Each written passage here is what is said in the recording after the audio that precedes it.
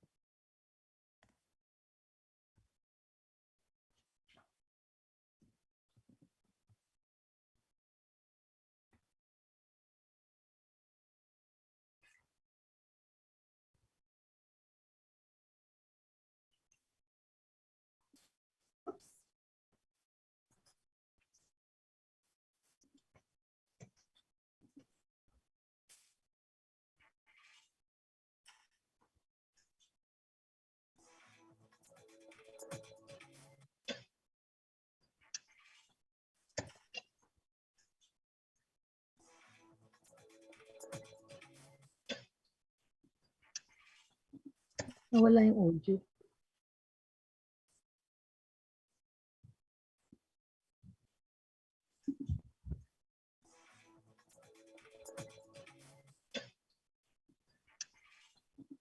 Nawala yung audio.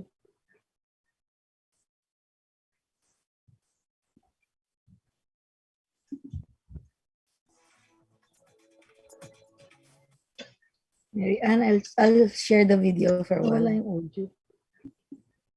Doc, I'm sorry. You will Mag-start lang. the video, the UST video muna. That's the first thing na lang po. And Mary then I'll Ann, give my I'll share introductory the video remarks. for a while. Nawala yung audio. And Okay. then prayer, national Doc, anthem, and I'm sorry. 150 teaser. Sige po. You will start lang. The video, the UST video muna. That's the first thing na lang po. And Mary then I'll Ann, give my I'll share introductory the video remarks. for a while. Nawala yung audio. And Okay. then prayer, national Doc, anthem, and I'm 150 teaser. Sige po. You will start lang. The video, the UST video muna. That's the first thing na lang po. And Mary then I'll Ann, give my I'll share introductory the video remarks. for a while.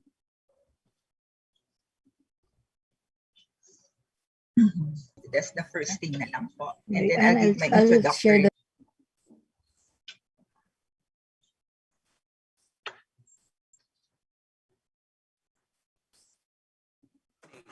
The Pontifical, Royal, and Catholic University of Santo Tomas was founded on April 28, 1611, through the initiative of then Archbishop of Manila, Father Miguel de Benavides of the Order of Preachers. The oldest university in Asia also houses the oldest and first medical school in the Philippines. The Faculty of Medicine and Surgery, known then as the Facultad de Medicina y Farmacia, was formally opened on May 28, 1871 by decree of the Superior Gobierno de Filipinas. At that time, there were only 12 practicing doctors in the Philippines. For almost 150 years, the UST Faculty of Medicine and Surgery has shaped the art and science of medicine in the country, determined and driven to produce competent,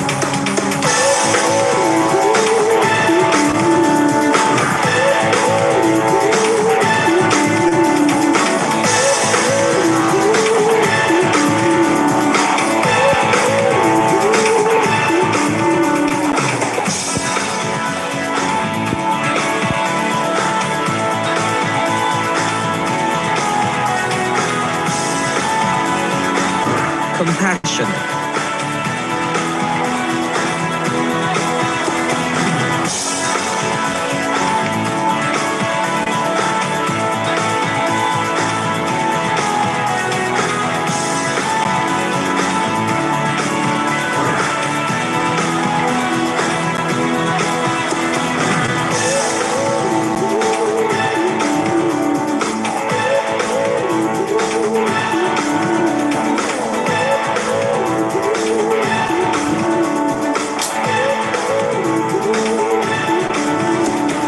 committed physicians.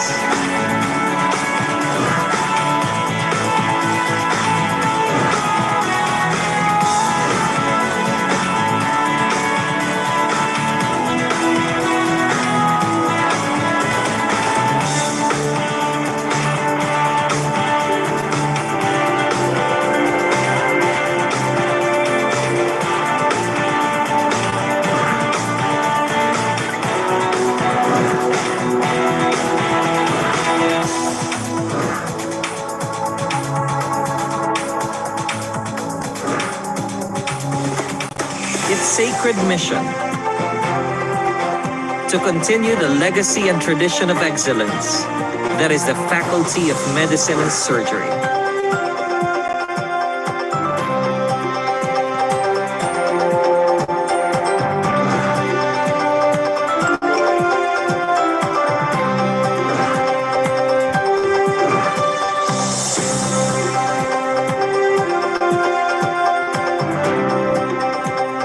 To challenge and push the frontiers of healing,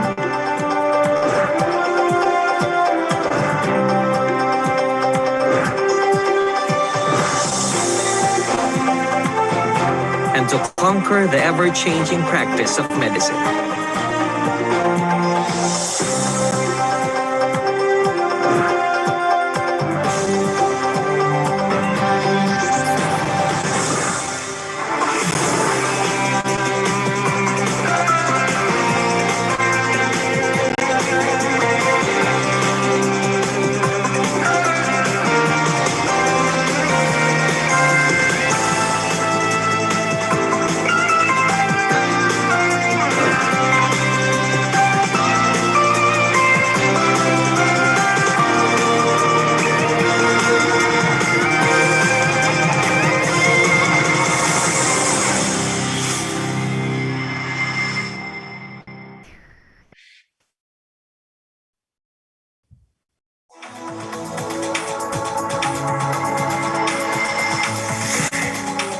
The oldest university in Asia, the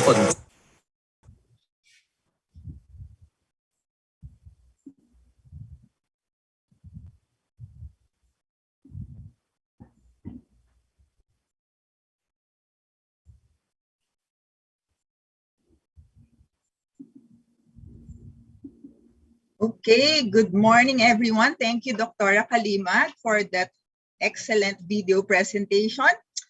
And again, a warm welcome to all those who are zooming in from the Philippines, and good afternoon or good evening to our colleagues who are tuning in from overseas.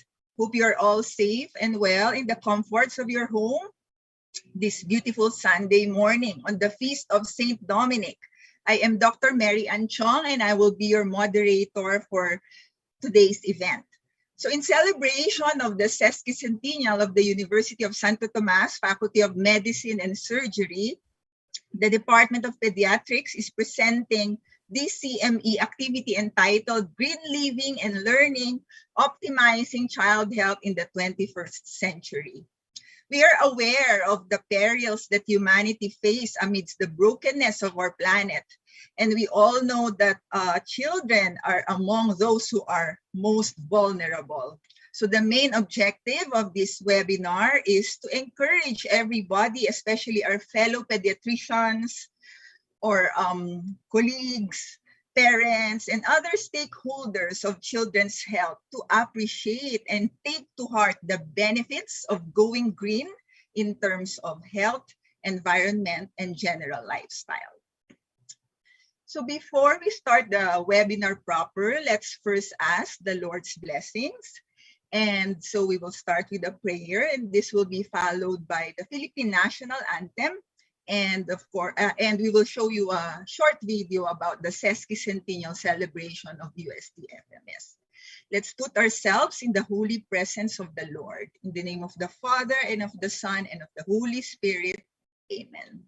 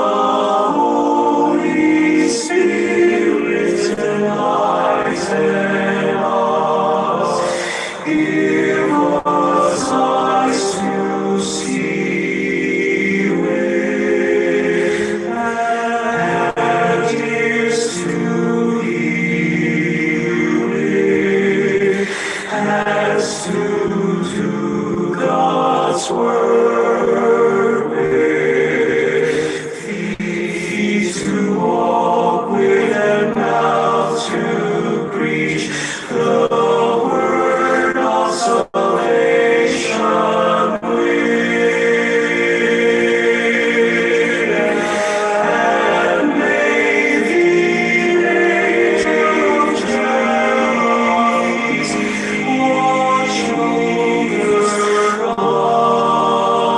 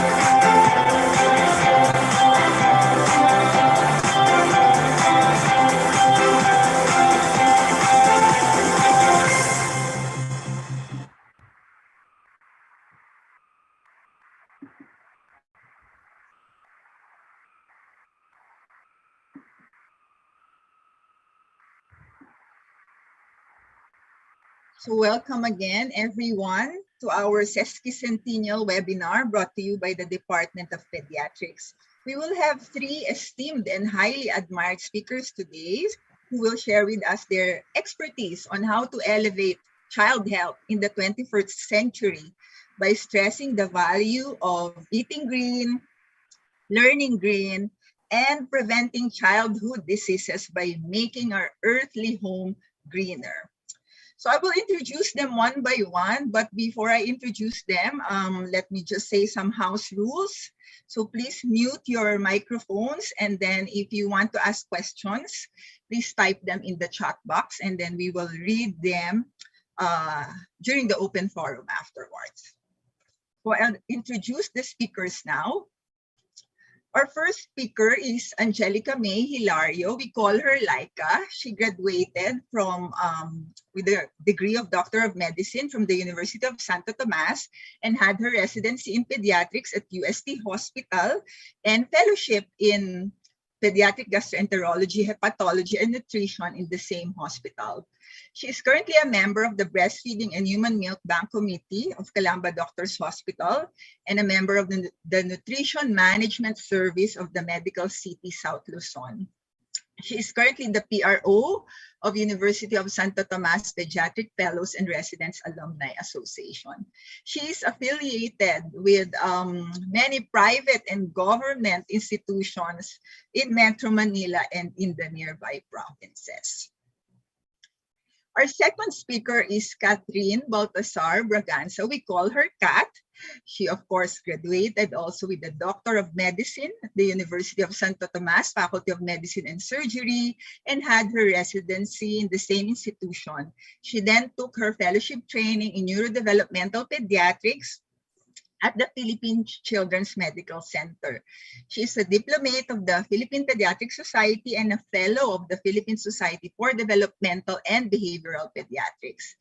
Kat is currently taking up masters in clinical epidemiology, and so she is a vice chairman and member of many research boards, such as those in PCMC and East Avenue Medical Center. She is a consultant at UST, St. Luke's, PCMC, and East Avenue Medical Center. Our third speaker is, of course, the last but not the least, is Maria Teresa Collante. We call her Teng. She is a graduate of Doctor of Medicine at the University of Santo Tomas, Faculty of Medicine and Surgery, and had her residency in pediatrics and fellowship in pediatric rheumatology in the same institution. Teng is also taking up masters in clinical epidemiology, and so she holds a chair position of the Research Committee of the Department of Pediatrics, UST. She's also a member of the Research Committee at NCH and a research assistant at Hospital Coordination Team, Technical Assistance to the World Health Organization, Philippine country. She is currently the training officer of the section of pediatric rheumatology, UST Hospital, and section head of the pediatric rheumatology at NCH. She is a consultant, of course, at UST, a medical specialist at National Children's Hospital, at an active staff at Westlake Medical Center in Laguna, and visiting staff in De Los Santos Medical Center and Medical Center Parañaque. So without further ado, let me call on our first speaker, Dr. Laika Hilario, and she will talk about promoting green eating, how to eat a healthy plate. Let's give a warm welcome to Laika Hilario. Hello, good morning, Dr. Thank you for your introduction. I would like to thank the faculty, especially our department, the Department of Pediatrics, for inviting me to join or talk here in this webinar. So when Dr. Clara Rivera called me, of course, there wasn't any hesitation. I said yes. So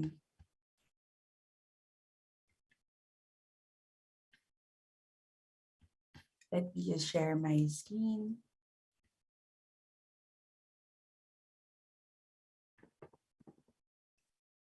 All right. So day after day, the parents are faced with the challenge of getting their kids to eat healthy food. And over the past few decades, the rate of obesity and nutrition-related chronic diseases has increased, even though people are increasingly aware of the benefits of good nutrition. But promoting healthy nutrition and a healthy lifestyle for children and adolescents is important to prevent childhood obesity and establish healthy eating habits that last into adulthood. So this morning, I'll be giving you tips on how to teach children to eat a healthy plate. So it's recommended that children be fed a diverse, nutrients-dense diet that contains vegetables, fruits, whole grains, low-fat dairy products, and quality protein sources. Water should be the drink of choice with every meal and snack, and a healthy plate also involves knowing how much to put in the plate, but many parents lament that meeting these dietary recommendations is actually difficult, especially in this time of pandemic. So my first tip is to start early. So studies show that exposure to a variety of healthy food from the start can support acceptance of healthier food. So food preferences are malleable, so it's important to promote the development of healthy food preferences early in life. So a wide variety of flavors ingested by the mother are transmitted to the amniotic fluid during pregnancy and to breast milk during lactation. So the fetus is sensitive to and learns about this ever-changing flavor profile. So since food flavors can be transmitted through the amniotic fluid and taken in by the developing child, any neonate will show signs of recognition of those flavors. So food learning starts very early, and the first 2 years of life are important for the development of healthy eating habits. It's the critical window of opportunity for a child's appropriate growth and development through optimal feeding. So early sensory experiences can shape and modify the early flavor and food preferences, thereby increasing an infant's acceptance of the food available in their environment. So during pregnancy, the infants learn about the changing flavor profile of the amniotic fluid, which reflects the mother's dietary choices during pregnancy. And in the first 6 months of life, when the child is exclusively breastfed, infants learn about the changing flavor profile of breast milk, which reflects the mother's dietary choices during lactation. On the other hand, if an infant is formula fed, they learn about the flavor profile of the milk they are fed, which is invariant. So usually it's monotonous, and this does not reflect the dietary choices of the mother. So during the period of complementary feeding, the infants begin to learn about the flavor profile of the family's cuisine through the repeated exposure to a variety of food. So postnatal exposures to flavors in breast milk or formula can also influence an infant's feeding behavior. The infant's attraction to new flavors during early milk feeding and weaning likely facilitates acceptance of taste. Also, the repeated exposure to flavors within the breast milk provides an important flavor bridge for subsequent acceptance of new food. So this is one interesting study. So the mothers consumed carrot juice either for 3 consecutive weeks during the last trimester of pregnancy or during lactation, while those in a control group drank water during pregnancy and lactation and avoided carrots. So the infants exposed to the target flavor, either prenatally or postnatally, preferred carrot flavored relative to plain cereal, whereas the control group showed no such preference. So these results support the contention that the continuity of flavor experiences provided by breastfeeding helps with the transition to solid food at weaning. This is actually further supported by findings that breastfed infants are more accepting of fruit than our formula-fed infants, but only if their mothers regularly ate this food during lactation. So at weaning, when the child starts solid food, they transition from a milk-based to a mixed diet that consists of breast milk or formula and even a variety of food. So this period is very important because infants experience new taste, texture, and smells that can stimulate their appetite. This transition period is not just an important time to satisfy an infant's nutrition, but also a time to form healthy food preferences and feeding practices that shape lifelong eating habits and to further stimulate the infant's ongoing healthy development. So an important aspect of complementary feeding are the what, when, and how. So it's actually a key in averting the development of picky eating. So the when refers to the timing and initiation of complementary feeding and the rate and timing of introduction of different types of food.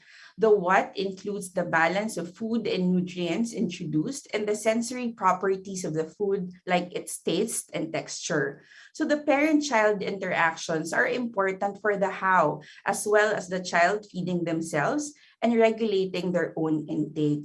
So the data from the UK AVOL longitudinal study of parents and children, which is a prospective observational birth cohort published in 2013, have previously been used to contribute to the evidence regarding the when and what of complementary feeding practices.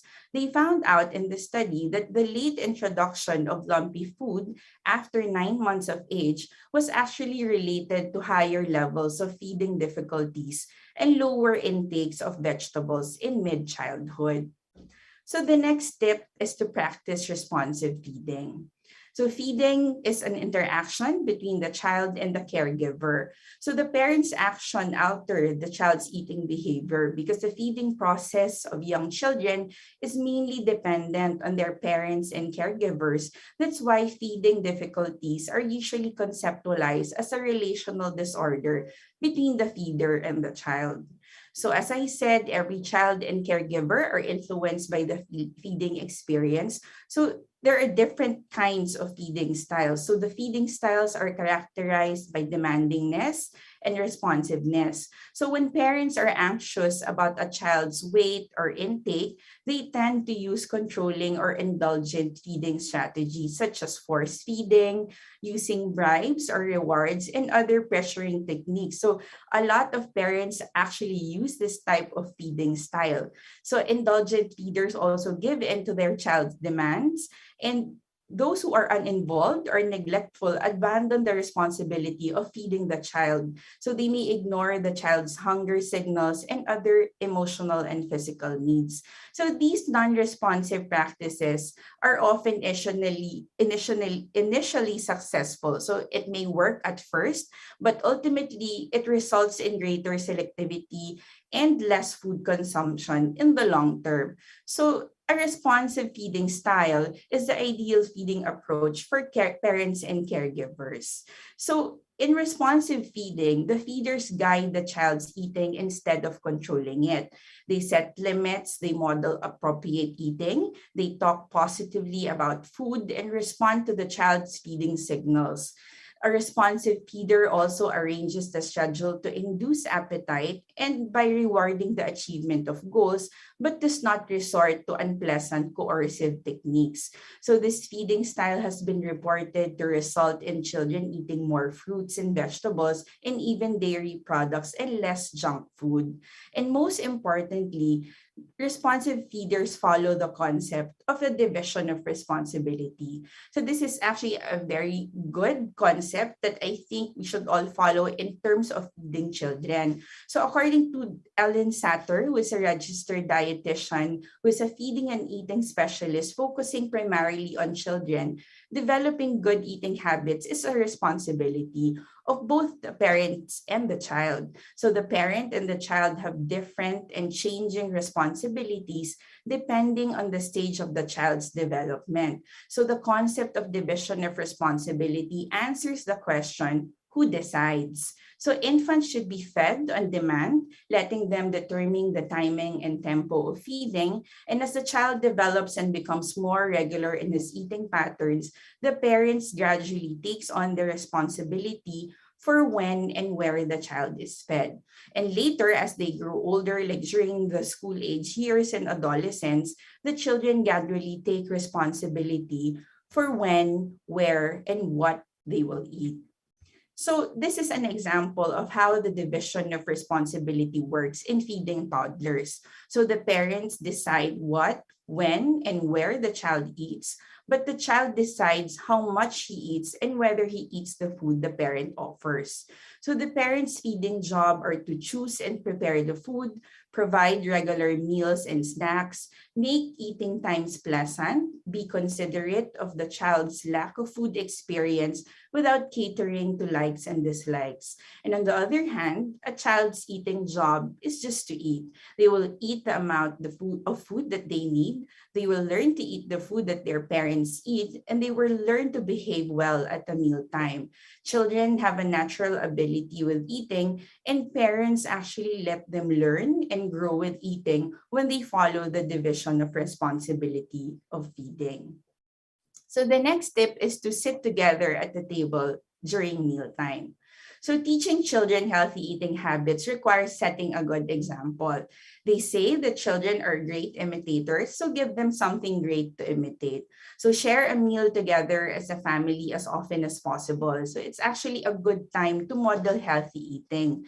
Modeling eating by the parents is most important for young children, and sitting down as a family for a meal can teach the child how to eat and helps the child develop social skills.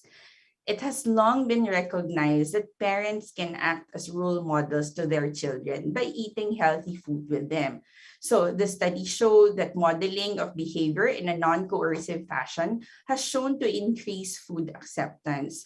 Food is also more readily accepted in young children when they see others around them eating the same type of food. So the parents should model eating a variety of food without trying to force the child to eat their food. So when parents model eating during family meals, the children eat more, they become more curious about what their parents are eating, and eventually they want to try those food themselves.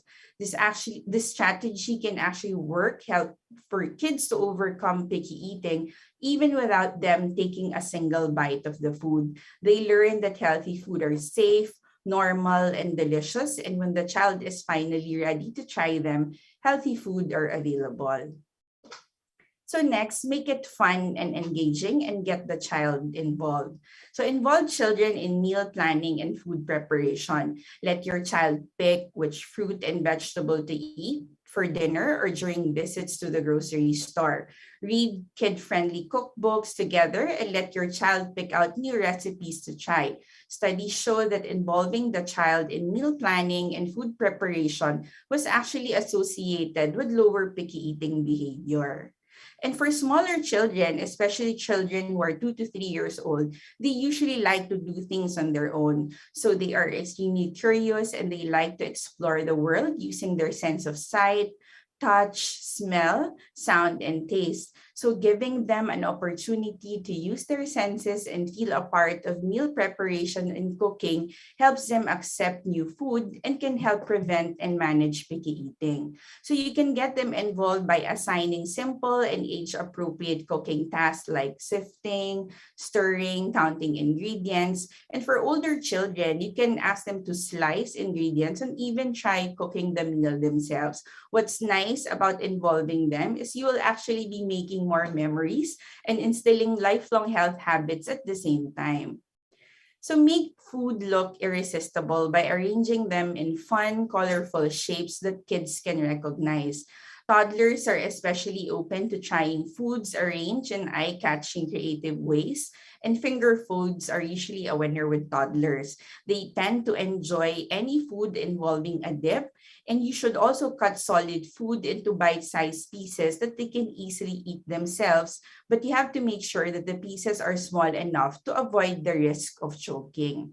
Another strategy is using goal trackers like a daily food group tracker. So the child can mark the boxes to track how many servings they were able to eat in a day, or just color the stars for each food group eaten each day. So it's actually a great way to keep track of what the child is eating and to make sure they are eating enough fruits and vegetables and a variety of food from all different food groups.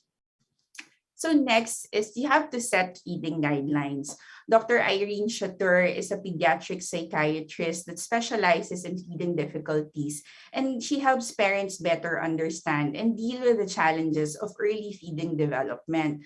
So she emphasizes setting feeding guidelines to prevent feeding problems and later eating difficulties. So the feeding guidelines will help caregivers become more responsive feeders and prevent counterproductive feeding practices like those who are demanding feeders. And it should be a part of the anticipatory guidance for all children.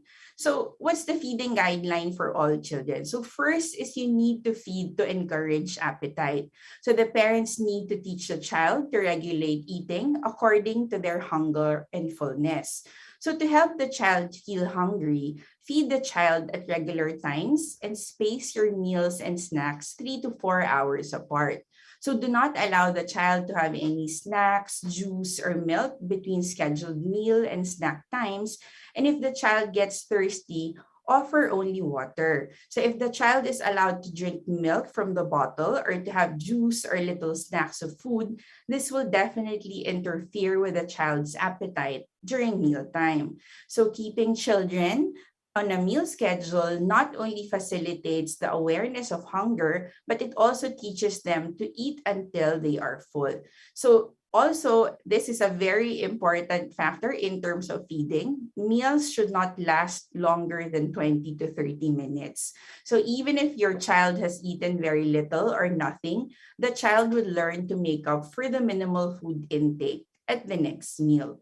So I mentioned earlier about scheduling your feeding. So it's important to establish a feeding schedule. So set times throughout the day when they are going to eat. So 3 meals and 2 snacks is the usual recommendation, but every child and family is going to be different. So the schedule may vary depending on what is suitable for the family. So this would prevent the child to snack constantly throughout the day and only eat food that are easy to like. So when you implement a feeding schedule, you are providing structure for the child.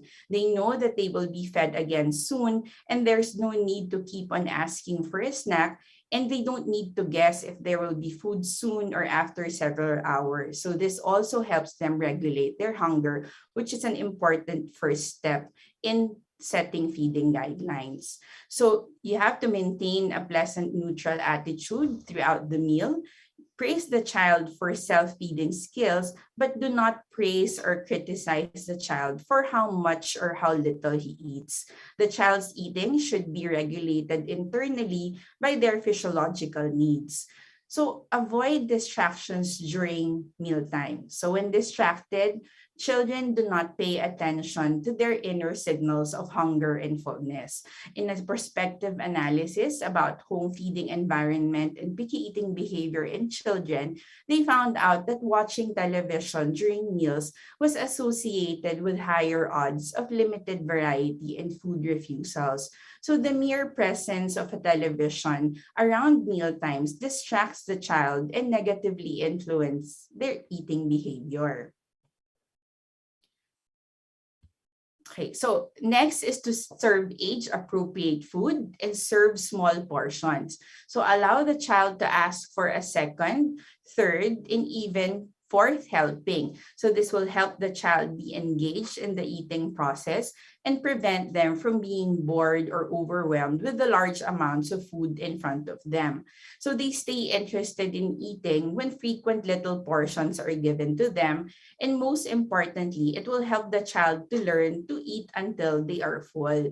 So it's not actually good practice that you don't let the child get up from the table unless everything is empty on their plates. No? So don't expect them to eat as much as adults, and do not force the child to finish everything on their plate. So systematically introduce new food. You may introduce a new food every few days or every week. And this gives you time to observe the child's reaction to the new food. So do not offer more than 3 different food at any one meal, and tell the parents to remain seated at the table with their child. So when children usually refuse to eat, the parents, they often try to find a different food to entice the child to eat more. So they become like short order cooks, right? However, children learn that refusing to eat a food will get their mother to get something else, and they realize that refusing to eat is a powerful tool to control their parents. So there needs to be a limit regarding the number of food that parents offer. Otherwise, the child will try to exercise control over their parents. So encourage self-feeding and tolerate age-appropriate mess. So some parents, they don't like it when the children are messy. So they try to control the eating of the child in that way, but they need to teach the child to sit at the table until mommy and daddy's tummies are full. The children do not learn to eat until they are full, until they learn to sit at the table long enough to eat until fullness. So next is you have to keep trying. So children are born with a biological predisposition to prefer sweet and avoid bitter food, such as green leafy vegetables. It has been hypothesized that this predisposition evolved to attract children to energy-dense food, such as sweet, fatty, and salty food over vegetables, which is bitter. However, even though they have a predisposition for highly palatable food, taste and food preferences are actually determined largely by exposure. So based on systematic reviews and meta-analysis, the most successful strategy to promote vegetable intake is mere or repeated exposure. There's no magic. We always get asked about the strategy to make the child eat vegetables and fruit, but really it's mere exposure. No, it's actually exposing them to a variety of flavors that has the added advantage of promoting the infant's willingness to consume novel foods. So even if they don't eat them, continue to introduce healthy foods. That's why you have to keep trying. So evidence from several experimental studies indicate that vegetable consumption increased with the number of taste exposures. And for a significant improvement in intake, children would require at least around 8 to 15 exposure to the taste of a food in order to increase acceptance of it. It is important to note that increased intake does not always mean increased liking. So even when infants begin to consume more of a food after repeated exposure, they may still exhibit or display negative facial responses while eating it. But because these negative facial responses persist after increased acceptance, usually parents are less likely to offer the food again. But to produce shifts in liking that mirror the changes in intake, exposure needs to continue beyond acceptance until liking occurs. So it's important to note that a child's eating behavior is fundamentally governed by what food are available and accessible to them. And the food made available to them, intentionally or unintentionally, will affect what they eat. So in this way, simply providing children with free, accessible fruits and vegetables have been experimentally shown to affect long-term eating behavior. But also keep in mind that fruit and vegetable intake cannot be used in isolation as a marker of healthy eating behavior. So children's preferences for vegetables are generally low compared to other food. So combining vegetables with healthy fats, protein, and grain products may increase palatability and also challenge the notion that healthy food are not tasteful or satisfying. And last tip is to think before you drink. No? So the calories provided by sugar-sweetened beverages have little nutritional value and may not provide the same feeling of fullness that solid food provides. As a result, the total energy intake may increase, which can lead to unhealthy weight gain, and the consumption of sugar-sweetened beverages greatly contributes to overweight and obesity in both children and adults. So water is still the best drink of choice for children. So with that, My tips on how to eat a healthy plate will be to start early, practice responsive feeding, sit together at the table during mealtime, make it fun and engaging, get the children involved, set feeding guidelines, keep trying if you don't succeed, and think before you drink. Thank you for your attention. Thank you, Dr. Laika Hilario, for that excellent, practical, and very enlightening lecture. We'll see you again during the open forum. See you, Dr. Okay, so our next speaker is Dr. Kat Braganza, and she will talk on shifting to Green Academy, evidence of books and play on enhancing child development. Let's give a virtual round of applause to Dr. Braganza. Kat, take it away. Thank you, Dr. Good day, everyone. It is an honor to give a talk on the evidence-based role of books and play in child development. We have always discussed the limitations in gadget use and screen time, but have we ever suggested and emphasized what the children can do if not exposed to gadgets or television? In our routine pediatric history taking, whether it's a well baby or sick baby consult, have we ever asked the parents how many minutes do you spend reading to your child, or how many hours do you let your kids play either with you or any other person in the house? Let us together unravel the role of books and play in the next 20 minutes. The following are the objectives for this talk. Let us first have a quick review on how the brain develops. At birth, the human brain is still preparing for full operation, and the brain neurons exist mostly apart from one another. The brain's task for the first 3 years is to establish and reinforce connections with other neurons. As the child develops, the synapses become more complex, like a tree with branches and limbs growing. Experience plays an important role in wiring a child's brain, and because we want children to succeed, we want to provide many positive social and learning opportunities so that synapses associated with these experiences become permanent. The role of nature and nurture has been overemphasized when discussing child development, as the researchers support that brain connections lead to later success, grow out of nurturant, supportive, and predictable care. While quantity of input in a parent-child dyad certainly plays a role, the quality of input is often found to matter more. The high-quality input is characterized by, first, interactional features such as responsiveness, shared attention, and discussion of the child's interest. Second, level of linguistic complexity and redundancy as reflected in phonological, lexical, and grammatical features of the input. And third, the introduction of conceptual content that offer appropriate challenge for the child's developmental level. The qualitative input comes from different sources, but for today, let's focus on what reading and play could do. Language development, which is the core of early literacy, depends on sensory and perceptual development. Brains of newborn infants are sensitive to all language, especially in the first 6 months. It is well documented that newborns and even fetuses know their own mother's voice, as non-nutritive sucking and fetal heart rate increases in response to the mother's voice compared to the voice of a stranger. To facilitate the infant's responses, parents adjust their speech to their infants by exaggerating sounds and pitch, as well as their facial expression, opening their mouths wider and raising their eyebrows. This is called the motherese and parentese.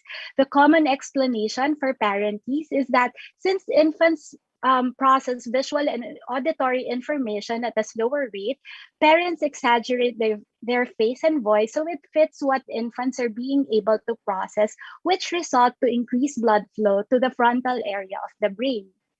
Reading books to children is a pleasurable experience that enhances the development of language and other emergent literacy skills, which in turn help children get ready for school. During shared book reading, children learn basic book skills, recognizing letters, understanding that print represent the spoken word, learning how to hold the book, turn the page, and starting at the beginning. Phonological awareness, which is influenced by reading aloud, is important for learning to read and recognizing letters. To read words, children need to know the rules for translating print into meaningful sounds. Studies have shown that preschoolers' sensitivity to alliteration and rhyme at age 4 to 5 contributed to progress in reading and spelling at age 6 to 7. Children's knowledge of nursery rhymes at 3 to 4 is related to detecting alliteration and rhyme at ages 4 to 7. When children do well at detecting and manipulating syllables, rhymes, and phonemes, they tend to learn more quickly to read. Children learn the meaning of new words during book reading interactions with their parents. One of the most studied outcomes of reading to young children is vocabulary. Children with greater vocabulary knowledge and understanding of spoken language tend to have less trouble with reading. Hart and Risley identified dramatic differences in early language exposure in lower income compared to higher income families. In their study, they found out that at age 3, the vocabulary bank of those who come from the professional families is around 1,100, while those in the two are 750 and 500 words. In this study, they suggested that the child from a professional family learns 2.4 words per day. Hence, by the end of the second grade, a child has around 6,000 words in her vocabulary bank. Then why do we need to know this? Book sharing has been shown to promote social interaction between caregiver and children and encourage literacy. By educating families whom we work with, regardless of social status, we could promote increase in vocabulary, putting their children at less risk for developing reading difficulties. Beyond learning words, reading aloud to a child likely promotes focus and joint attention. The ability to attend with another has many potential benefits related to reading, such as enhancing receptive language by asking children to point, touch, or show during book reading, or expressive language by asking children open-ended questions about the text. Books provide an opportunity for focused, pleasurable interaction between parent and child that not only supports a child's literacy development, but supports his or her social and emotional development, memory, curiosity, and fine motor skills, for example, turning the pages of the book. It is not sufficient to simply read the text aloud to encourage children to learn from being read to. Parents' support when interacting with their children around books influences how children engage with books, going beyond information in the text or the illustration to actively engage the child, such as making connections to the child, explaining emotions, and defining the words are effective approaches to enhancing children's language. This style of reading, more than frequency, impacts children's early language and literacy development. Research show that reading style can be taught to parents. Whitehurst and colleagues developed such an intervention program called the Dialogic Reading. Children whose parents received training in dialogic reading had significantly better expressive language skills, used longer utterances, and had lower frequency of single words than children whose parents did not use dialogic reading. After discussing the importance of books and what the best way to read, let us now go to our role as pediatricians and physicians in literacy promotion. Who among you are familiar of the Reach Out and Read program? The Reach Out and Read program was started in the US in 1989. It has two key components: providing advice about the benefits of reading aloud to young children and giving a book to a child, both done during the pediatric well child care. In the Philippines, the Philippine Ambulatory Pediatrics Association started it in 2006, which aims to provide training, support, and guidance in our most at-risk communities to teach parents the importance of early childhood literacy and to put books into the hands and homes of disadvantaged young Filipino children. Reading aloud is different at different developmental stages, and the guidance given to parents needs to vary accordingly. Reach Out and Read is designed to begin at 6-month visit when joint attention begins and most infants can sit stably with support, focus on a novel visual stimuli, and express excitement vocally. At this stage, picture books that feature children's faces readily elicit joint attention. Clear and bright pictures for pointing and naming are more important than written text. By 18 months, as vocabulary expands, picture books become an ideal vehicle for children to learn words and phrases, which is facilitated by simple text, rhyming, and alliteration. Question routines using where's the object or person strengthen receptive language, which typically outspaces expressive language by 6 months. Starting at 3 years old or earlier, children begin to comprehend stories that connect with their daily experiences.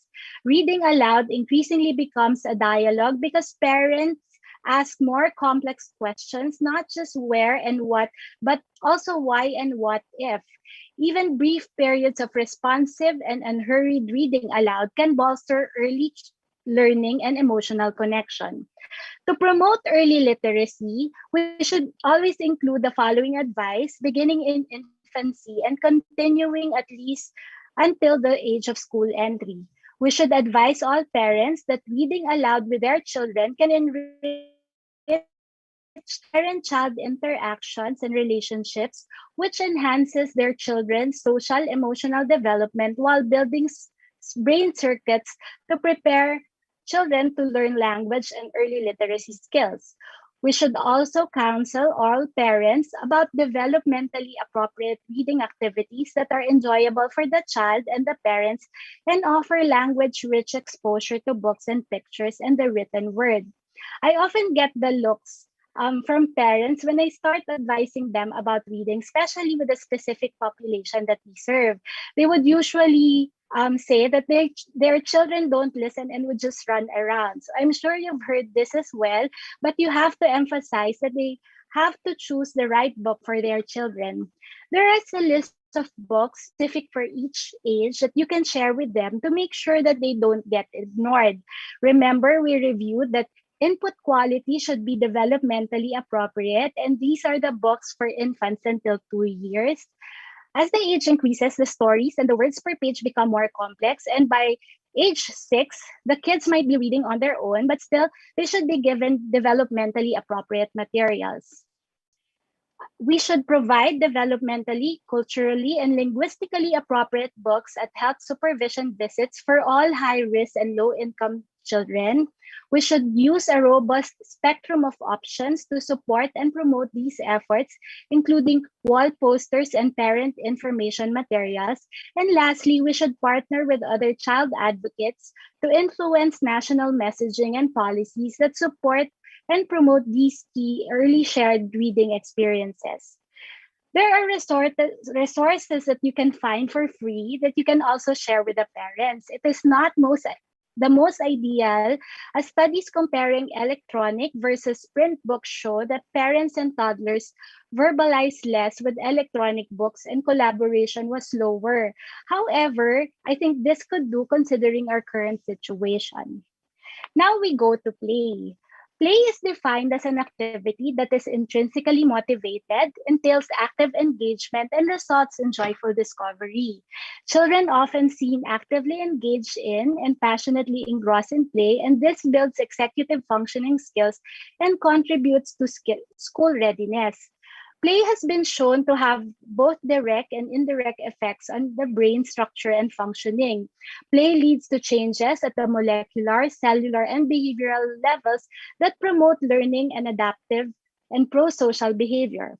The effect of play was depicted in the experiment of Marion Diamond, where she placed one animal on each pair at random in an environmental complexity and training group or ECT, while the other is in an isolated condition group. At the end of the experiment, the results indicate that the complex environment leads to measurable histological changes in the rat cerebral cortex, which is evident in both the right and the left hemispheres in the visual area. There's also increased dendritic branching, and there appear more large vessels in the ECT animals. Play stimulates the production of the brain-derived neurotrophic factor that acts to support the survival of existing neurons and encourage the growth and differentiation of new neurons and synapses. It is known to be important for long-term memory and social learning, and gene expression analysis indicate that activities were significantly modified by play within an hour after 30-minute play session. 2 hours of play per day with subjects predicted changes in brain weight and efficiency in experimental animals. And also interesting in the studies that I saw was that there was a peak play period wherein rat pups that were isolated during peak play periods after birth are much less socially active when they encounter other rats later in life. Play and stress are closely linked. High amounts of play are associated with low levels of cortisol, suggesting either that play reduces stress or that unstressed animals play more. Play also activates norepinephrine, which facilitates learning at synapses and improves brain plasticity. Play, especially when accompanied by nurturing, caregiving, may indirectly affect brain functioning by modulating or buffering adversity and by reducing toxic stress to levels. So, how does play develop? Play progresses from social smiling, reciprocal serve and turn interactions, the development of babbling, games such as peekaboo, hopping, jumping, skipping, and running, and fantasy and rough and tumble play. Play facilitates the progression from dependence to independence and from parental regulation to self regulation. This evolution begins in the first 3 months of life when parents interact reciprocally with their infants by reading their nonverbal cues in a responsive, contingent manner. Caregiver in infant interaction is the earliest form of play, known as attunement, but it is quickly followed by other activities that also involve the taking of turns. I guess this is one takeaway that I would emphasize, that you should always educate the parent to respond to their babies. Okay. This slide summarizes the benefits of play in children. We discussed earlier how play leads to increased dendritic branches, synaptic connections, and brain weight in experimental animals. We also discussed how scaffolding in play leads to improved mastery of skills, hence intelligence. And another one, which is perhaps the most obvious benefit of play, is that it increases child's creativity. The link between early play and later communication skills is evident in these researches, which show that with traditional toys and books was associated with increased quality and quantity of language compared with play with electronic toys. Self-regulation is one of the most essential skills for school readiness. Pretend play encourages self-regulation because children must collaborate on the imaginary environment and agree about pretending and conforming to roles, which improves their ability to reason about hypothetical events. Playing is crucial in enhancing social development in children. While playing, the act of pretending as well as negotiating with peers enhances children's social skills. Psychologists found that the amount and complexity of fantasy play by preschoolers significantly predicted their social skills and popularity, as well as their positive social activity. We already know that play promotes emotion regulation, which is a vital for a child's resilience and mental health. Playing that involves physical activities promotes motor skills, strength, and endurance, which benefits the physical health. And play helps children develop the ability to solve problems. When children act out life's problems when pretend playing, it helps them cope with the struggles in their own ways. Parents who play with their children form a stronger bond with them, and these interactions provide positive life experiences that stimulate children's brain development. Pediatricians can advocate the importance of play in all forms of play, as well as the role of play in the development of executive functioning, emotional intelligence, and social skills. We have a critical role to play in protecting the integrity of childhood by advocating for all children to have the opportunity to express their innate curiosity in the world and their great capacity for imagination.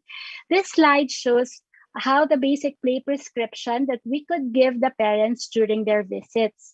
So, as physicians, we can encourage parents to observe and respond to nonverbal behavior of infants during the first few months of life to help them understand this unique form of communication. For example, encouraging parents to recognize their children's emerging social smile and to respond with a smile of their own is a form of play that also teaches the infants a critical social emotional skill. You can get my attention and a smile from me anytime you want by just smiling yourself.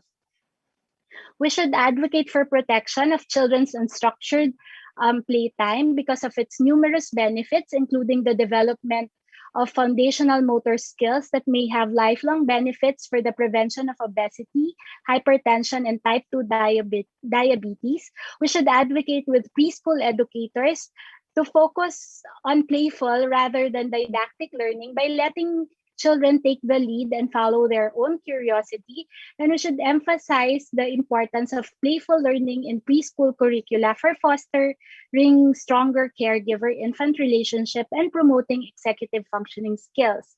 We should also encourage playful learning for parents and infants by writing a prescription for play for every child visit in the first 2 years of life. So after discussing the play and its benefits, as well as our role as pediatricians, I look at the possible effect of the current pandemic in play behavior. So my systematic search yielded 8 studies, and 6 out of 8 focus on internet gaming, which is another discussion of its own. So the other one did not specifically studied on the COVID times, and this one was done in Canada with 1,472 respondents. This study showed that children and youth had lower physical activity levels, less outside time, higher sedentary behavior, including leisure screen time, and more sleep during the outbreak. Parental encouragement and support, parental engagement and physical activity, and family dog ownership were positively associated with healthy movement and behavior. So we always have to counsel the parents to model physical activity to their children. So to end this talk, I would like to leave you with this quote: children learn as they play, and more importantly, in play, children learn how to learn. Thank you for listening. These are my references for this talk. Thank you.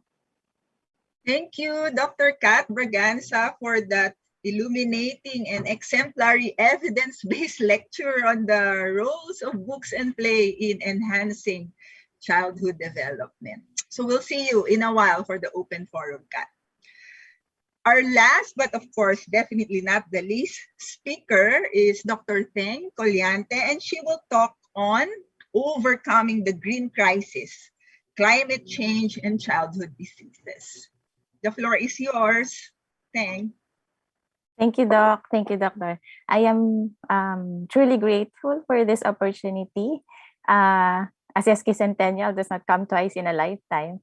And of course, thank you. Thank you, everyone, for joining us today and spending your Sunday morning with UST and the Department of Pediatrics. Before I start, I would like to be your weather girl for today. In Manila, where most of you are, I guess, right now, average temperature is 32 degrees. We are looking forward to a partly sunny morning with a thunderstorm.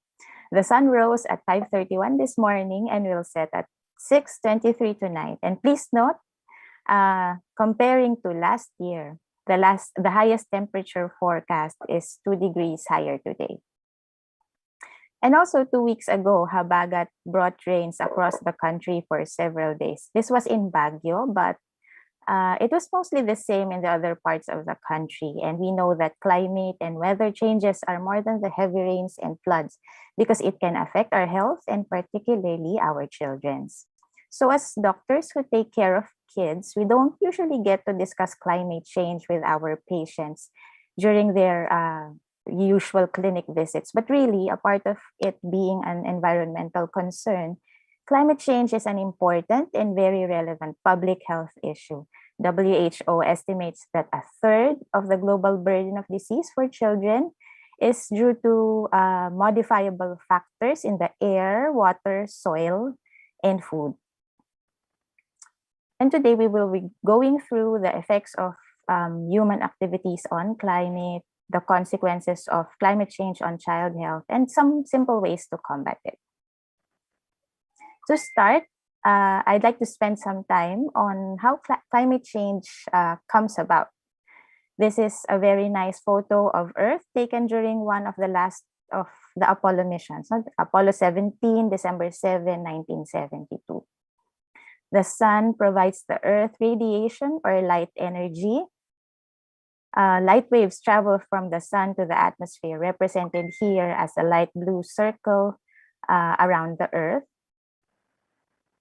The light energy then passes through the atmosphere and then it heats up the Earth. About half of the sun's energy enters the atmosphere to reach the Earth's surface. Some of this energy is bounced back to space by clouds, ice, and other reflective substances, while some are trapped in the atmosphere. The trapped heat maintains the range of temperature that supports life in this planet. Carbon dioxide, as we know, is a naturally occurring gas in the Earth's atmosphere and is the one mostly responsible for absorbing and trapping heat in the Earth. With the addition of more and more carbon dioxide, the sources of which I will mention later, the Earth has continued to warm, leading to a phenomenon called global warming. And so climate change arises as a result of the fluctuations in measures of precipitation, temperature, and wind patterns over a long period of time. Climate change is said to be the biggest global health threat of the 21st century.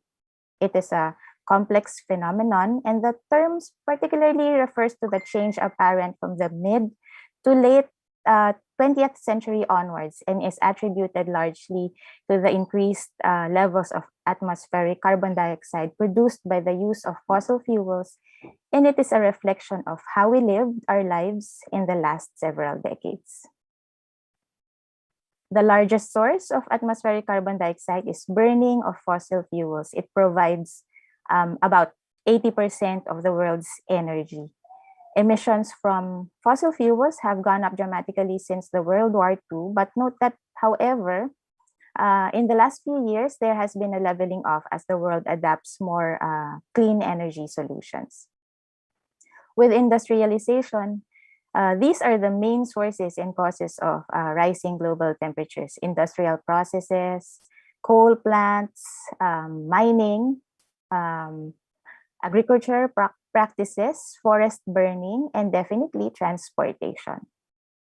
So the environment directly exhibits effects from increased carbon dioxide in the atmosphere, and the subsequent rise in atmospheric temperature leads to a weather that becomes more extreme and a rising sea levels.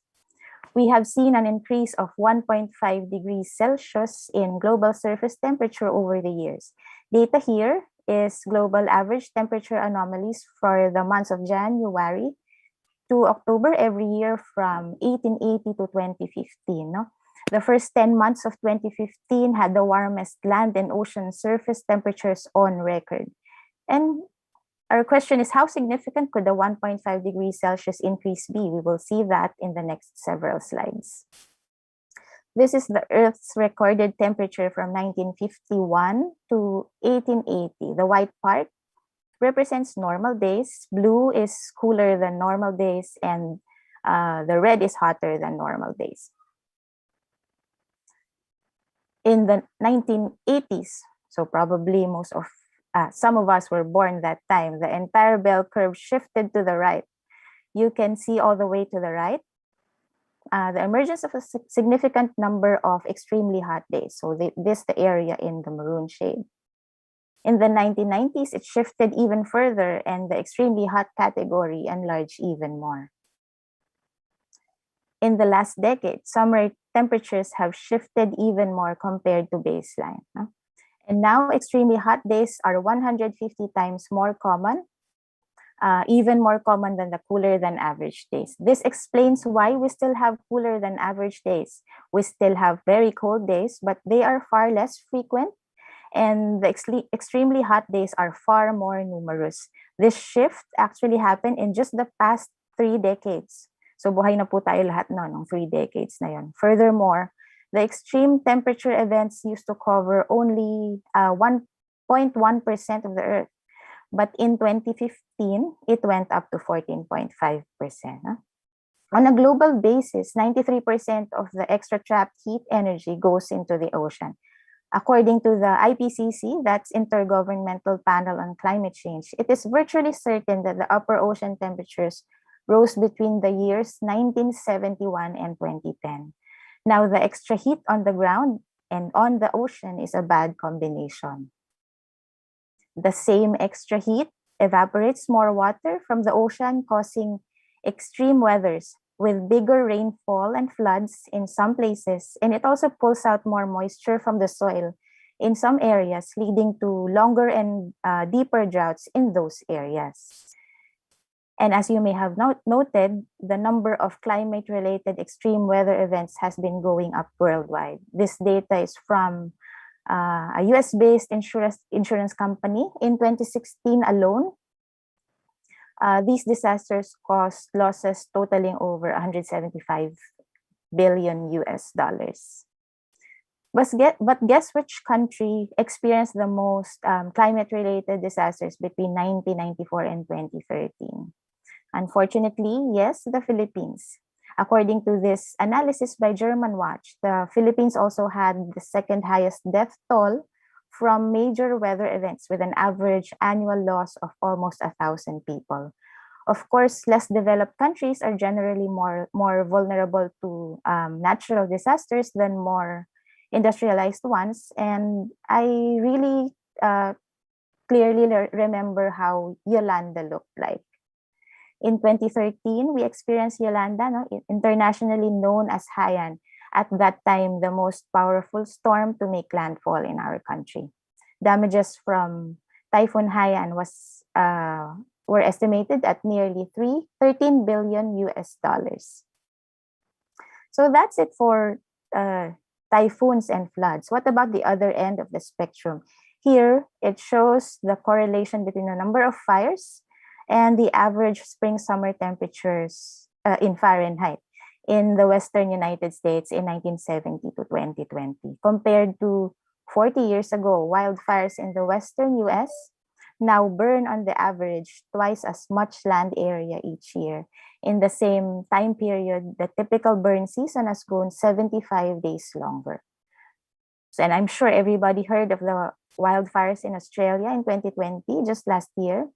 And it took months to control.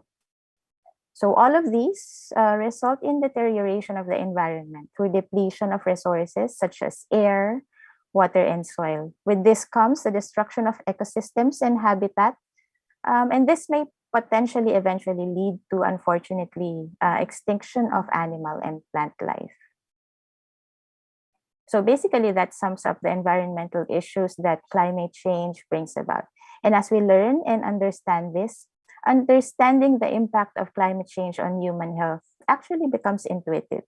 We know that increasing levels of carbon dioxide causing rising temperature, in turn causes rising sea levels and extreme weathers. And all of these lead to air pollution, changes in disease vector ecology, increase in allergens, lead to poor water quality, decreased water and food supply, and environmental degradation.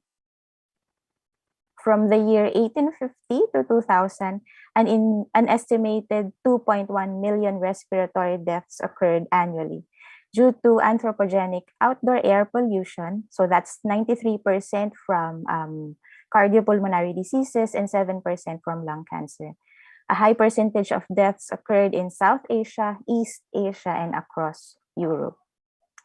Allergens and pollutants have abound, and tropical diseases have become more common because of warmer temperatures, modern transportation, and air travel. Water quality has deteriorated over the years, and heat stress and floods are now beginning to decrease crop yields from rice, corn, and soybeans. Exposure to higher levels of carbon dioxide also decreases the nutrient content of many staple crops such as rice, which is our favorite, wheat and soy. So in all of these changes, children will always be the vulnerable population. Exposure to the effects of climate change during childhood can cause them either immediate harm or cause damage that become evident much later in life, resulting in lasting imprints over lifetime and even over generations. Children pay a disproportionate price for climate change, with some estimates suggesting up to 88% of the burden of disease related to it. The multiple effects of climate change on child health are depicted in this figure from UNICEF, a publication released in 2009. And through the years, a lot of studies have been done, including this extensive review in 2019, which I summarized in the next slides. We will have 12 pediatric health issues, 2 issues on injury, 7 on diseases, then 3 other important child health concerns. 66.5 million children are annually affected by floods, storms, drought, and extreme weather between 1990 and 2000. Children are at risk not just of sickness, but also physical injuries, mental disturbances, and death because of natural disasters. Foremost is the direct impact of floods during disasters, including drowning, injuries, and physical trauma. Children, particularly girls, were shown to be at highest risk of flood-related fatality. Children aged 2 and 9 years old were twice as likely to die as their same-sex parent. And this risk difference may be related to the child's physical size and strength compared to adults, and as well as the adult's acquisition of swimming and survival skills, which a child might not have acquired yet. Second is heat stress. So it also becomes a risk to children as global temperatures rise. Mortality rates increase at both high and low extremes of temperature. The elderly population actually is the population most affected by weather extremes, but infants and young children represent the second high-risk group. Young children under age 6 appear to become overheated on hot days, and they would develop fever easier. Children in general spend more time outside, are very active, and this puts them at increased risk of heat exhaustion and stroke. Third is the group of allergies. In terms of the effects of air pollutants on air quality as a result of economic and industrial growth, this has been manifesting increasingly, especially in the urban centers of developing countries. Ambient air pollutants have been linked to increase in allergic disease and asthma. It is important to focus on young children with respect to air pollution because their lungs may not be completely developed. They can have greater exposure than adults, and those exposures can deliver higher doses of pollutants that may remain in their lungs for a greater duration. The young lung is said to be more vulnerable and less able to repair itself from injury. Furthermore, higher ventilation rates and mouth breathing may pull air pollutants deeper into the children's lungs. Very young children also have immature immune systems, which play a significant role in the development of asthma. The observed consequences of early life exposure to adverse levels of air pollutants include diminished lung function and increased susceptibility to chronic respiratory diseases such as infections, tuberculosis, and asthma, as I mentioned earlier. The consequences of this would be frequent in hospital and emergency room visits. But on top of outdoor air pollution, indoor air pollution generated largely by inefficient and poorly ventilated stoves burning biomass fuels such as wood, crop, waste, or coal, especially in rural areas, is responsible for the deaths of an estimated 1.6 million annually. More than half of these deaths occur among children under age 5. In developing countries with high mortality rates overall, Indoor air pollution ranks fourth in terms of risk factors that contribute to disease and death.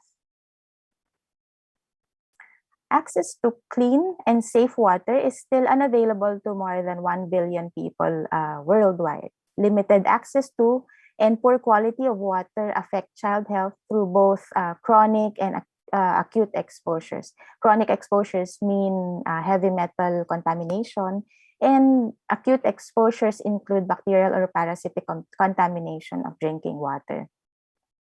Diarrheal disease is a major cause of child deaths, with data suggesting that it accounts for over 15% of cause-specific proportional mortality in children younger than 5 years worldwide. More than 0.6 million children under age 5 die every year from rotavirus infection, mainly in developing countries. 6 is malaria. Climate variability can also alter the range of vectors, such as mosquitoes and snails. So specific for malaria, the mosquitoes and extreme weather events such as heavy rainfall can precipitate large outbreaks. It is a vector-borne illness to which children are particularly vulnerable. There are currently 350 to 500 million cases annually, and more than 1 million deaths, and 75% of malaria deaths occur in children younger than 5 years old. So we are very familiar with dengue. About 5 to 6 billion people, or 50 to 60% of the projected global population, would be at risk of dengue transmission later in this century. Dengue affects all ages, but the burden of disease and the majority of deaths caused by dengue are highest among children. In several Asian countries, including us, it is the leading cause of pediatric hospitalization and death. Schistosomiasis is a parasitic disease having snails as vectors, and children are vulnerable to chronic disease if not treated. Changes in rainfall will have an impact on how flow and levels of rivers and lakes will affect the survival of these snails. In China, it is forecasted that rising temperature of bodies of water may expand schistosomiasis transmission into currently non-endemic areas. And ninth, and probably the most important, is malnutrition. There are about 80 food insecure countries in the world, and 20% of the total population in these countries are considered undernourished. The total population of food insecure countries may increase up to 6.8 billion, or 80% of the world population.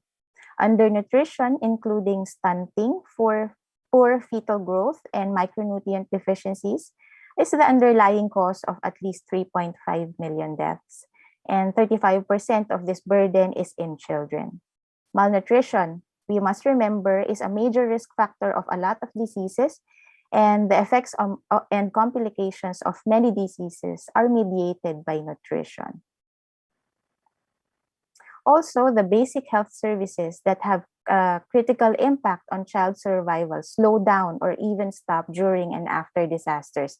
Vaccinations, especially for measles, take the back seat and become more difficult to be carried out in poor weather conditions. Moreover, children being treated for tuberculosis in, for example, refugee camps or evacuation areas get lost to follow-up and lose access to medications from their community health centers.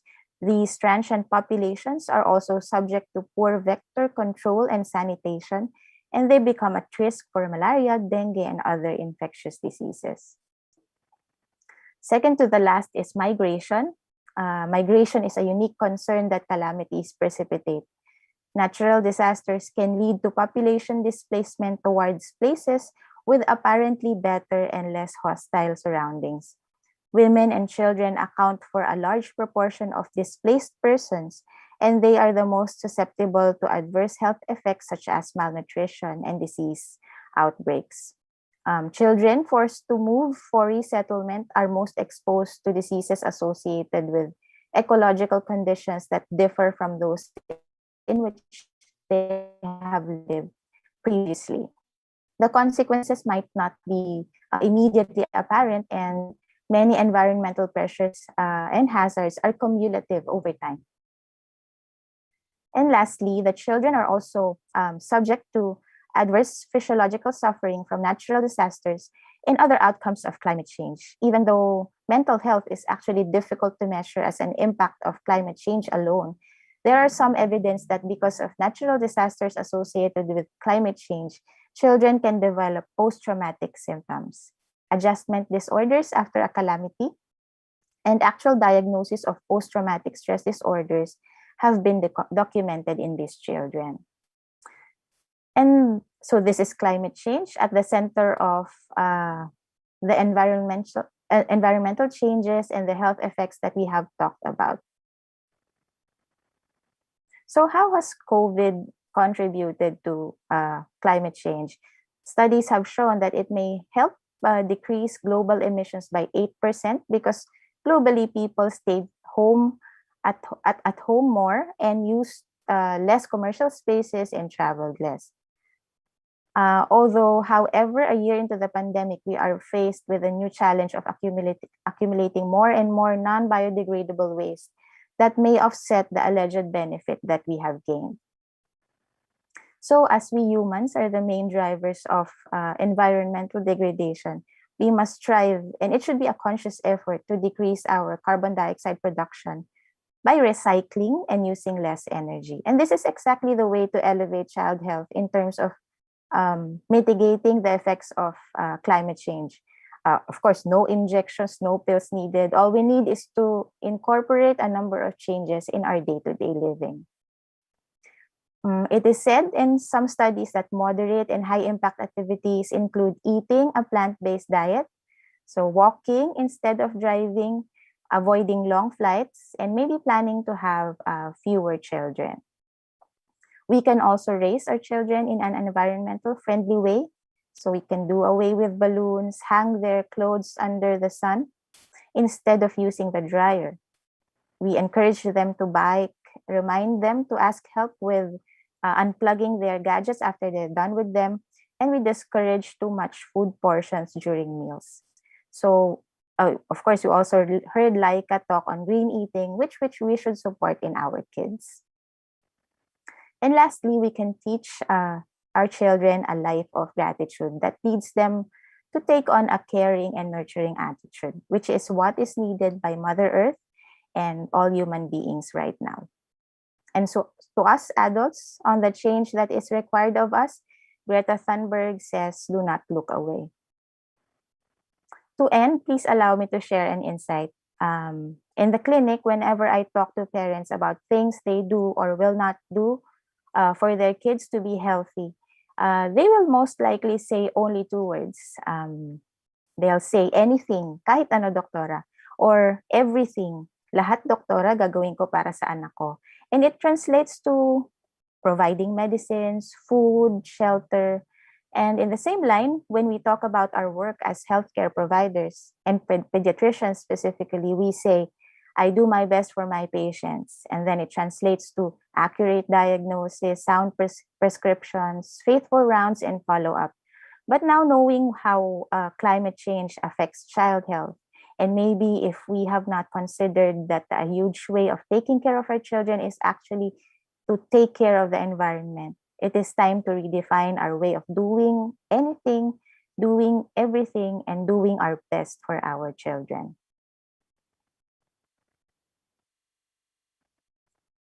Thank you, and it has been my pleasure giving this talk today.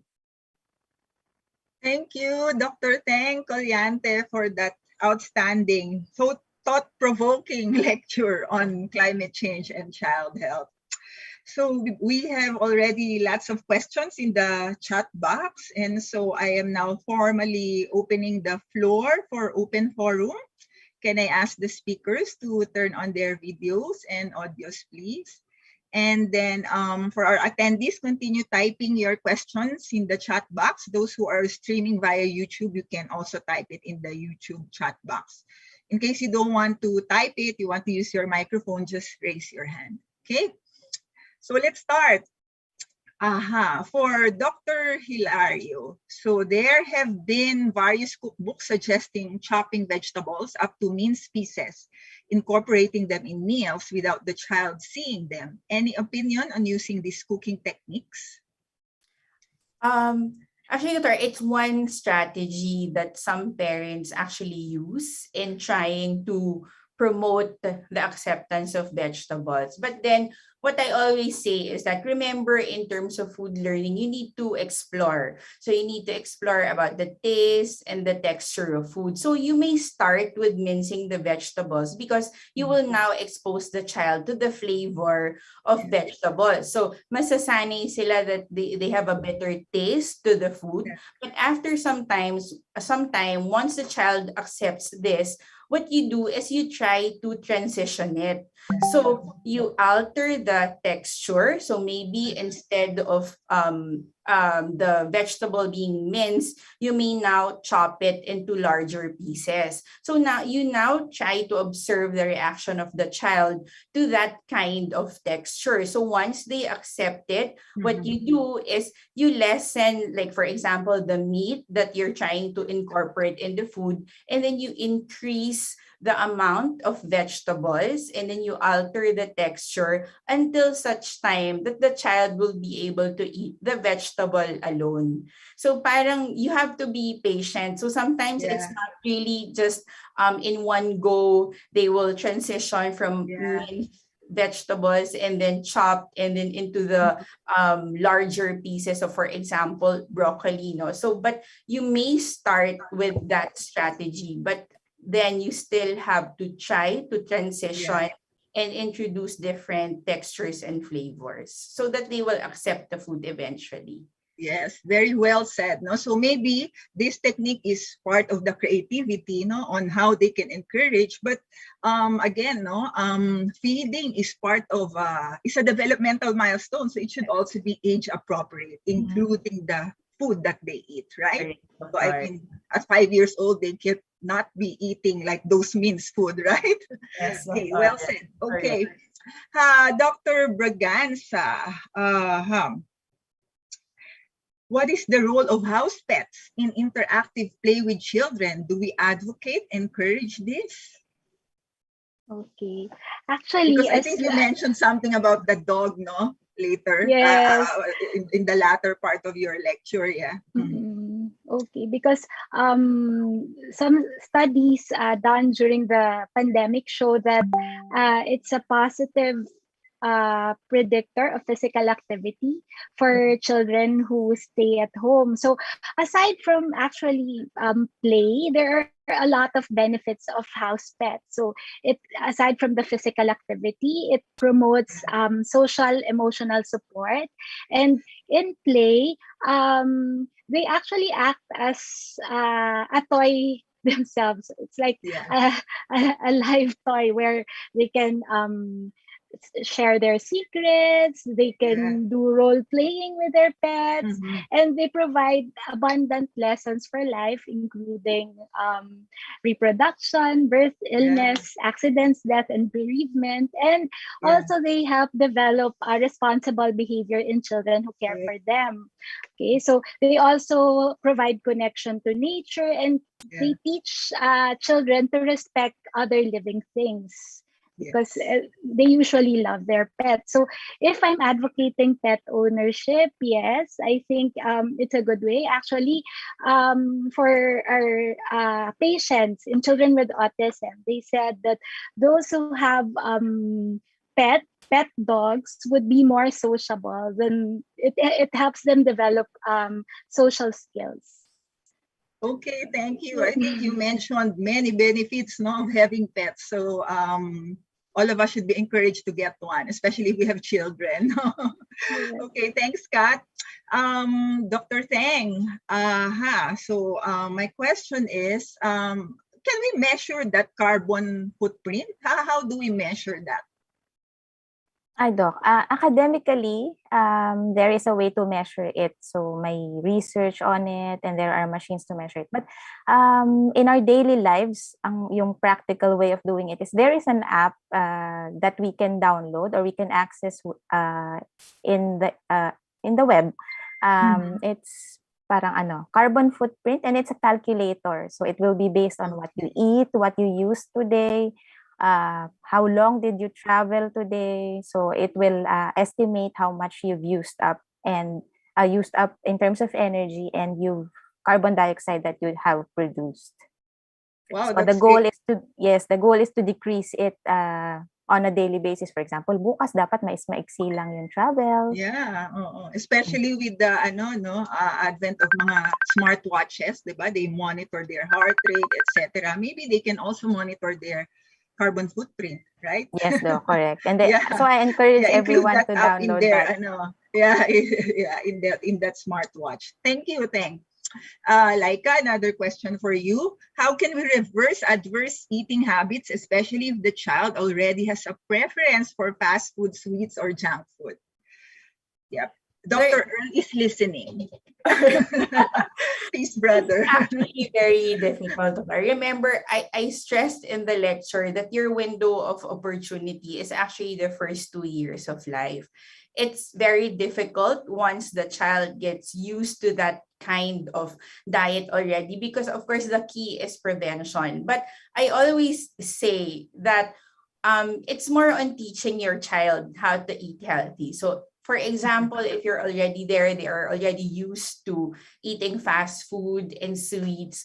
I always tell the parents of my patients that don't give your child or don't buy something that you don't want your child to eat. So if you're saying that your child keeps on eating sweets and eating fast food, but who buys it, diba? So it's the parents. So if you really want to try to teach your child not to eat those kind of food, then don't buy it for them. And then eventually, like I said, exposure is still the key to trying to teach your child how to eat healthy. So if they're not exposed to that kind of food anymore, eventually, they will learn how to eat healthy, especially if the parents model good eating behavior. So if they don't eat fast food, because sometimes the parents, they are the ones also fond of eating sweets and fast food. So Yeah. it's what the child sees, diba po? So it More of has modeling also, modeling. No? yeah, so modeling din, Doctoria, talaga. So if you don't want them to eat that type of food, then don't expose them to that. Don't buy it for them. And then it's going to be difficult, especially if you are not able to really teach them how to eat healthy. But I always say that it's never too late to try to instill good eating habits and a healthier diet in children. Thank you, Laika. But maybe can we give them like a small amount? Parents might say, "Oh, are we depriving them of, the good Okay. stuff?" Ay, The Doctor, well, good stuff, huh? Yeah. there's this psychiatrist. Yeah. I mentioned Dr. Irene Shutter earlier about Yeah. the feeding guidelines. No? So she said that in terms of giving children like sweets and other Mhm. types of unhealthy food, no, you shouldn't use it as a reward, because some parents, Okay. they think that if you give a child chocolates or sweets or Mhm. fast Mhm. it's like a reward to them. But this Okay. psychiatrist said that you should not do that type of strategy, because you undermine the importance of healthy food, and you make Mhm. the unhealthy food more special by doing that kind of strategy. So Okay. okay, you may probably give so that they don't feel deprived, but you always go back to healthy eating Yes. and Or healthier. healthy choice, right? Like there are healthy chips and healthy Yes, chocolates. Yeah. Victoria. Thank you, Laika. Kat, another question for you. How can we advise busy parents who entrust their children at home to guardians, such as the child's grandparents, or to household help, and in maintaining an interactive relationship with their children? Okay, that's a very common problem in the clinic. When I advise them to play with their children, they would say they're very busy. Nga. What I usually do is, like teachers, you have a lesson plan. But you have to tell the grandparents to have the child do this within the day, so at least they'll have an idea. Because if you just tell them na just play with the child because they don't know how to play Yeah. with the kids, especially for lolas and lolas. They're ano na, parang getting tired na or Mhm. easily. So you should have parang Structured. goal, yeah, Yeah. structured Mm-mm. goal per day Mhm. that Yeah. they could tell the caregivers or the grandparents to do during the day, and provide a Okay. lot of activities, parang Yeah. varied activities if the child is not interested in that specific activity. Okay, thanks for that, Kat. Yeah. Thang, I have a question for you, and maybe Laika can also help you answer this. If parents choose to switch to a plant-based diet for their family, including their kids, for environmental reasons, would this have a significant effect to children's health? Okay. By avoiding meat from animals, what you lose is Mhm. actually animal protein. So meron naman Mhm. pong plant protein, but I would not Mhm. encourage a purely plant-based diet for kids. Mhm. What I can suggest is that in terms of environmental protection, no, the most carbon footprint that is generated is when you eat beef, and then it goes down as you go down sa pork, and then chicken, and then fish. So when you have the choice, you can prefer to give your children animal protein from fish or chicken meat, and then occasionally red meat. Okay. Thanks, Thang. Yep. Any additional comments, Laika? Doctor, of course, the best source of all the types of nutrients would be a diverse diet in children. So sometimes if you Mhm. substitute a certain food group, you may not get Mhm. the benefit of that certain food group. Like for example, iron in red meat. Mhm. So but it's very difficult in such a way that some parents, they have their own beliefs, no, but as Uh-huh. much as possible, you still try to give them a diverse diet so that they won't develop any micronutrient and macronutrient deficiency. Okay, very good. I think answer this na rin. Can increasing the variety of food early in life help prevent the incidence of food allergies? I think that there's really no direct answer to that question, but we all know that nutrition, it plays a key role in the development and maintenance of or the optimal functioning of our immune cells. There are some studies that state that if you have an increase in diversity or increase in variety of food that you introduce in the first year of life, it may have a protective effect on allergic diseases. And also there's the role that the gut microbiome plays in terms of preserving our intestinal permeability. And this is crucial for the prevention or the development of food allergies. But these are still all, I would say, hypothesis, and we need more studies to really say that there's a relationship or a causation in terms of your diet and the prevention of allergies. But some studies show that it has an effect on the prevention. Okay, thank you. Thank you for that, Laika. Maybe last two questions, one each for Kat and for Teng. But before that, Dr. Valencia has a comment. I used to give my kids a candy day, like Saturdays, they're allowed to eat some chocolates or candy or chips. What I noticed is it has helped them with self-regulation and discipline manifested when people offer them this. No foods. They respectfully refused and mentioned that it was not their candy day. I don't know.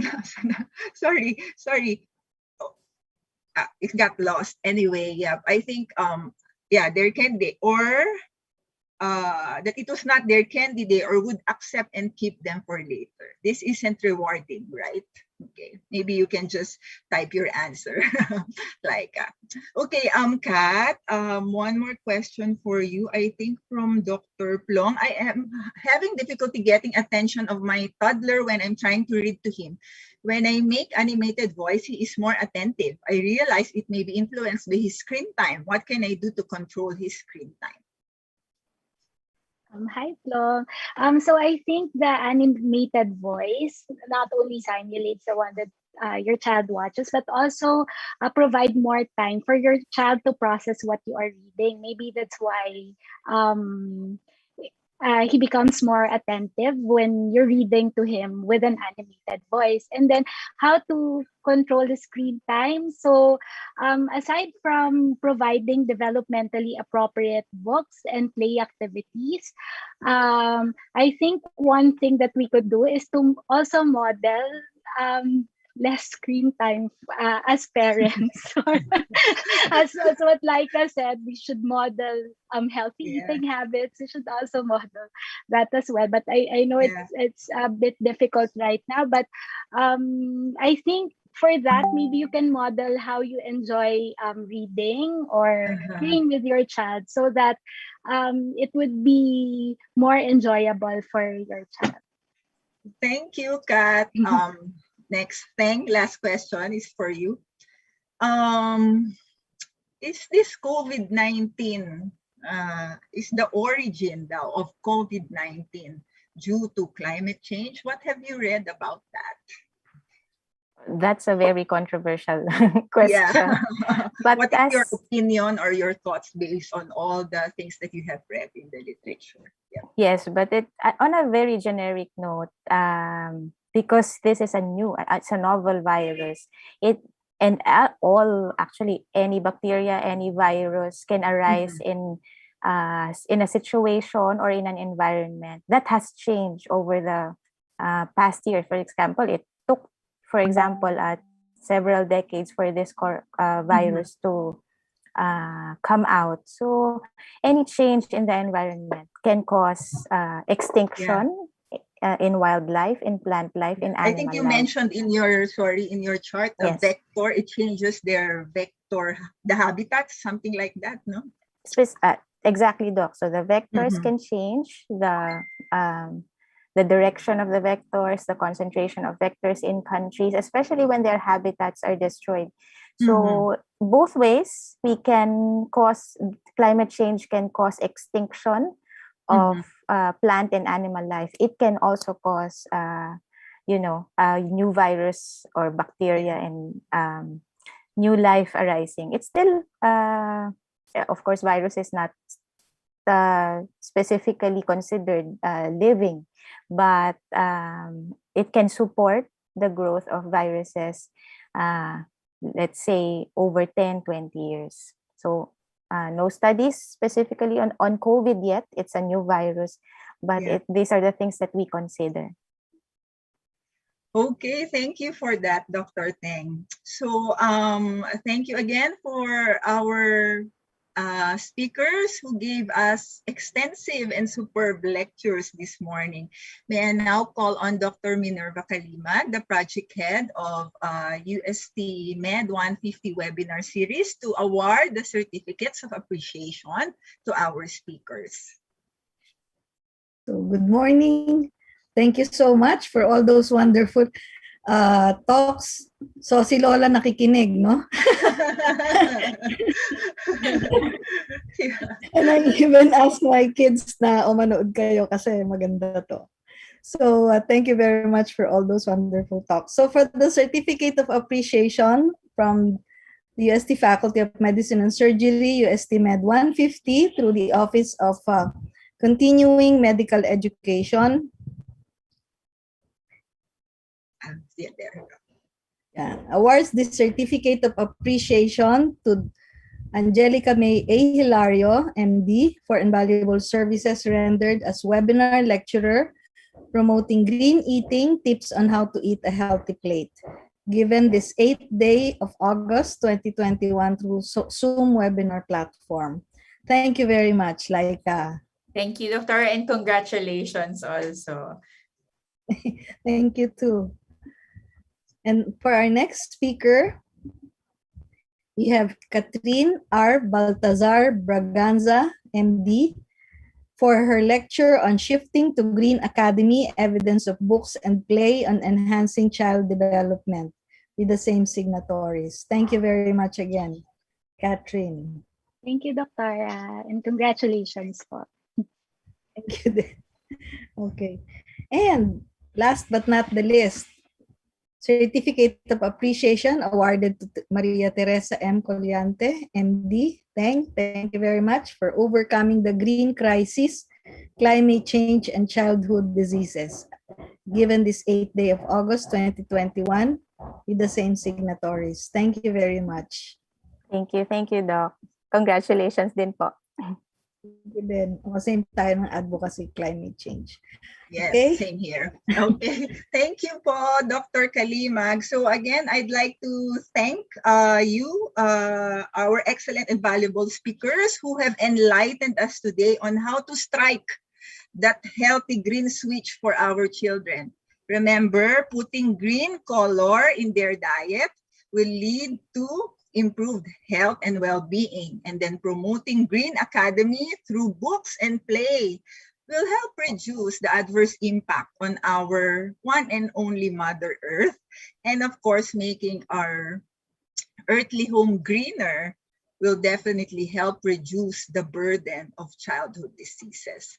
So we'd like to thank also the UST Med 150 Webinar Committee who helped us organize this activity. And lastly, we would like to thank all of you, our dear attendees. So surely, as what Dr. Stephen Covey said in his habit number 7 for highly effective people, you sharpened your mental dimension today by letting your brains grasp, assimilate, realize, and discover about the gains of green living and learning. So sharpening your saw will help you continue, challenge, and conquer, all for the love of the Filipino children. A blessed Sunday to everyone, and I'm now giving the floor to Dr. Elaine Cunanan for closing remarks. She is the Chief Program Officer of the Continuing Medical Education of UST FMS. Elaine?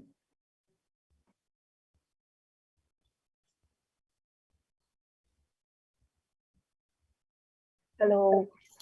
Hi, And Elaine. thank you. Thank you to everyone for attending. And of course, thank you and congratulations to the Department of Pediatrics, particularly our 3 speakers. They have excellently provided us practical know-how in terms of the physical, mental, and of course, even the social responsibility aspects of rearing our children. Of course, particularly in terms of climate change, our children will be the ones to bear the brunt of the consequences later on. So as the book of Proverbs states, when we train a child in the way he should go, even when he is old, he will not depart from it. And also, we would like to congratulate formally Dr. Minerva Kalimag, our UST SESCI Centennial Webinar Team Leader, for being the recipient of the Metrobank Foundation Outstanding Teacher Award given yesterday. And this is really an honor that she truly well deserved. Again, I'm also deeply indebted to our SESCI webinar team, Drs. Ivan Beluspin, Dr. Jocelyn Mariano, Dr. Marga Heliaco, Dr. Cristina Marañon, Dr. Earl Sampio, and Dr. Noel Antonio. And of course, to our dear listeners, thank you for listening in despite this being on a Sunday. And we do hope you can join us again in our future webinars. With that, I bid you all a blessed Sunday and continually stay safe. Thank you, Elaine. Thank you again, and have a blessed Sunday on this feast day of Saint Dominic, our dear Thomasians. Bye-bye. May I just ask our panelists to have to stay for a while for picture? Oh, sorry. There's UST hymn po pala. Yes, let's stay. Let's all stay for the UST hymn. Yeah.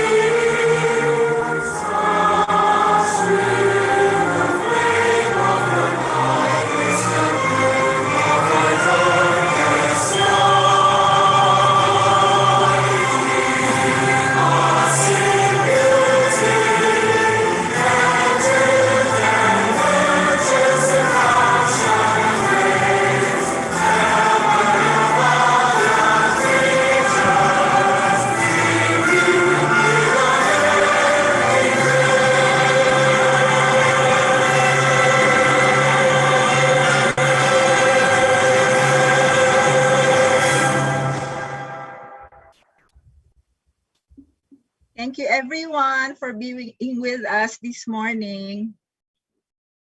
Enjoy the rest of your Sunday. May I ask the panelists to turn on their videos for picture taking. Doktora, kayo na po kukuha? Doktora Kalimag? Sige, sige. Okay. Wait Name na lang, po. nagpalit lang ako ng screen. Ayan. Wait ha.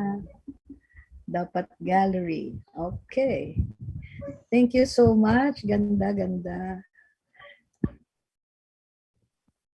Wait lang. Sinesentro ko pa. Ba't si Earl? Walang ano. Ayaw magpakita ni Brother Earl.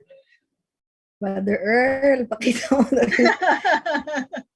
Wapuhan mo. Tinamaan daw siya dun sa mga Alam mo naman sweets. yan, easy yan eh. Tinamaan daw siya sa mga sweets. Sa sweets, oh.